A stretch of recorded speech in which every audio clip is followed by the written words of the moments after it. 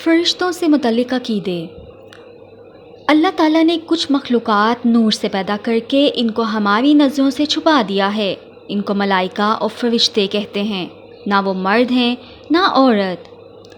فرشتوں کے سپرد بہت سے کام ہیں، وہ کبھی اللہ کے حکم کے خلاف کوئی کام نہیں کرتے۔ فرشتے اللہ کی بندگی سے نہ آر کرتے ہیں نہ سرکشی، وہ ہر وقت اس کی یاد اور تسبیح میں لگے رہتے ہیں، نہ اکتاتے ہیں اور نہ تھکتے ہیں۔ فرشتے بہت ہیں، ان کی گنتی اللہ کے سوا کوئی نہیں جانتا۔ ان میں 4 فرشتے بہت مقرب اور مشہور ہیں، حضرت جبرائیل علیہ السلام، حضرت میکائیل علیہ السلام، حضرت اسرافیل علیہ السلام اور حضرت اسرائیل علیہ السلام۔ ان کے علاوہ ہر وقت انسان کے ساتھ رہنے والے اور اعمال لکھنے والے فرشتے کرامن کاتبین کہلاتے ہیں، اور قبر میں آنے والے فرشتے کو منکر نکیر کہتے ہیں۔ حضرت جبرائیل علیہ السلام اللہ کی کتابیں، احکام و پیغام نبیوں اور رسولوں کے پاس لاتے تھے۔